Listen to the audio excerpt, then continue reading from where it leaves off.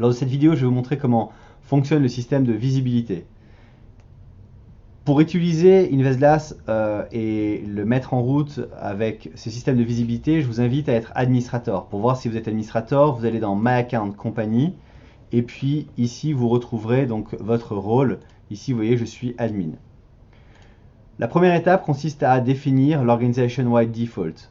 L'Organization Wide Default permet de définir qui a le droit de créer des records, donc des nouveaux contacts, des nouveaux portefeuilles, et quels sont les droits attribués à ces contacts que vous avez créés. Est-ce que vous avez le droit de les transférer, de les effacer? Donc là, est-ce que j'ai le droit d'effacer ceux de tout le monde ou uniquement les miens, par exemple? C'est également ici que vous retrouverez la paternité entre le portefeuille et les contacts. Donc là, par exemple, il y a une paternité qui est faite entre les accounts et les clients, les contacts et le portefeuille. L'étape d'après consiste à définir la visibilité des records et des champs. Il y a deux systèmes différents. Le premier système fonctionne avec les rôles, le deuxième fonctionne avec chaque membre individuellement. Si vous allez sur celui des rôles, attention, ceci va brider la visibilité de manière indépendante par membre. Le système par rôle, concrètement, par rôle, je vais choisir de mettre des visibility tags et ici de définir les visibility tags auxquels je souhaite donner accès. Donc si vous avez des tags, par exemple, vous avez 5 zones géographiques et que vous souhaitez que l'admin ait accès à ces 5 zones géographiques, par exemple, on va mettre Spain, France, UK, assurez-vous que tous les tags soient bien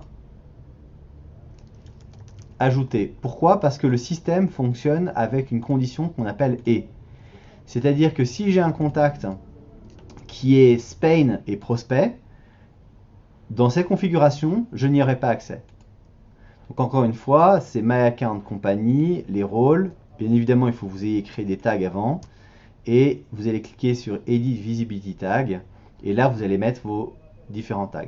Donc si je prends la page d'un contact pour faire la petite expérience et que je clique sur Action Edit Visibility Tag, je vais voir Spain et client. Donc j'y ai accès. D'accord? Maintenant, si je retire client, on va juste laisser Spain pour les admins. Voilà. Et que je rafraîchis la page, vous allez voir, je n'ai pas accès à cette page. Je vais avoir une page d'erreur. Et de même, si je recherche maintenant dans la barre de recherche ou si je regarde dans la page de contact, je n'y aurai pas accès.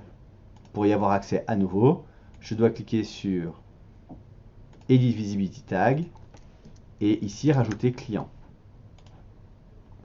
Donc ça, c'est le fonctionnement lorsque vous utilisez des rôles. Les rôles, c'est très simple à utiliser. Vous avez différents rôles, par exemple par zone géographique, et vous pouvez déterminer de manière très facile ensuite cette visibilité. Bien évidemment, si vous choisissez le système de rôle, vous n'aurez plus le bouton Edit Visibility Tag qui apparaîtra ensuite au niveau du membre. Pour des raisons de sécurité, vous devez choisir soit l'un, soit l'autre. Vous voyez ici, ça a disparu.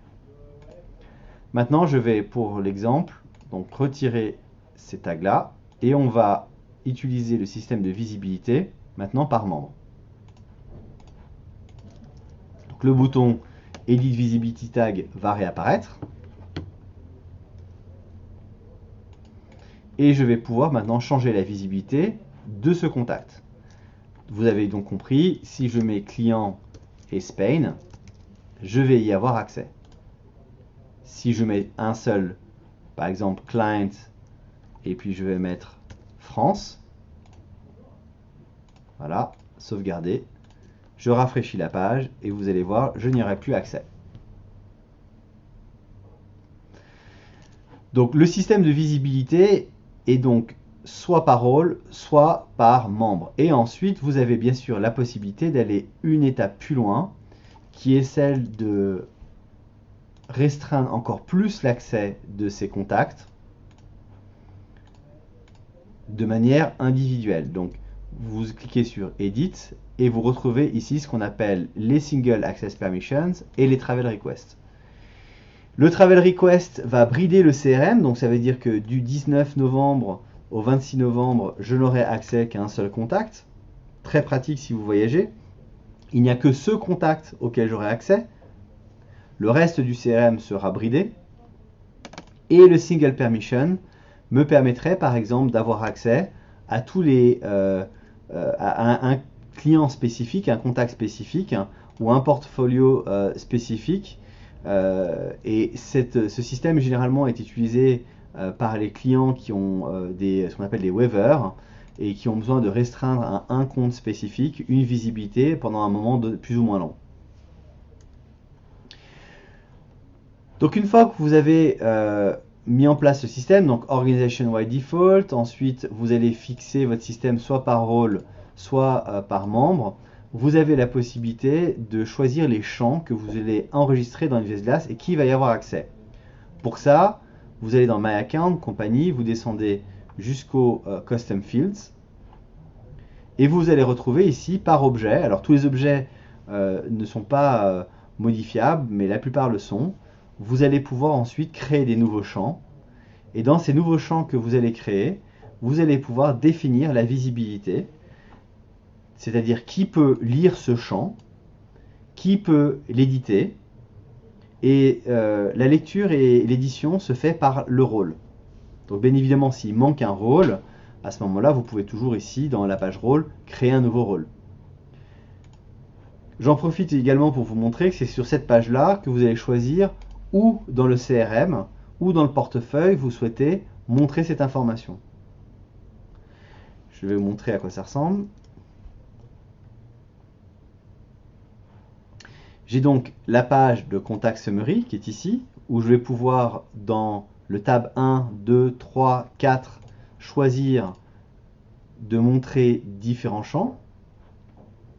Et ensuite dans la page de détail, je vais retrouver tous les champs qui sont enregistrés. Comme vous voyez actuellement, il y a d'abord ce qu'on appelle un CRM tab.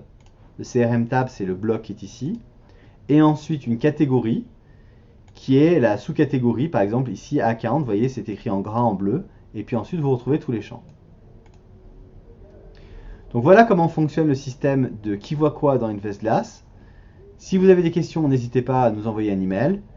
Bon usage d'InvestGlass et à très bientôt.